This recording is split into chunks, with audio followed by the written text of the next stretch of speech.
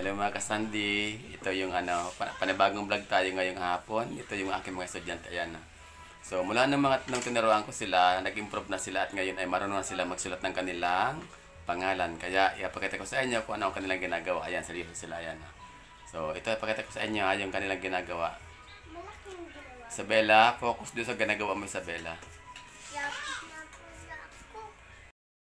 So yan po mga kaibigan yung kanilang pagsulat. Tingnan nyo naman, marunong na sila magsulat ng pangalan nila. Ayan, nagsimula sa wala. Ngayon, ito na yung aking nakikita. Yung improvement pa ng mga nila, natutunan nila sa akin sa loob ng ilang araw. So, ayan po ang nila. Actually, nasa pa lang kami. Patingin ba ng ginawa mo, be? Patingin pagkata natin. Ayan po ang ginawa niya. Ayan.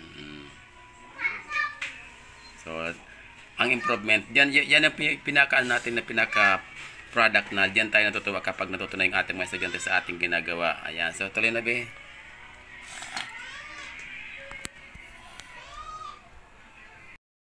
So, yun na nga po yung sabi ko sa inyo kanina na yung natin, yung main purpose of having this tutorials is for the kids to learn how to read and write. And na-achieve na natin yung pagsusulat nila. Kaya ang sunod na magagawin natin ay after nyan, ay tuturuan natin sila magbasa ng mga simpleng salita. So, unti-unti.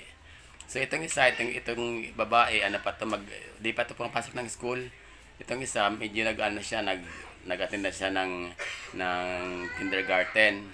So, medyo, pa siya, nursery pala siya. Yan. So, itong isa, wala pa talaga siya. So, bali tayo ang kanyang una-unang naging guro. At natutuwa ako na marunong sila magsulat. Yan. So, yung mga kaibigan ng ating, yung ating main goal sa ating ginagawang tutorials. Sa bahay lang tayo. So, ito mga kaibigan, natutuwa ko at nagkita ko na sila ng potential at ng learning talaga sa loob ng ilang araw. Actually, siguro ko, pa lang namin to, pagpasok, pang-walong araw namin to. At ayun ang kanilang nagawa dyan.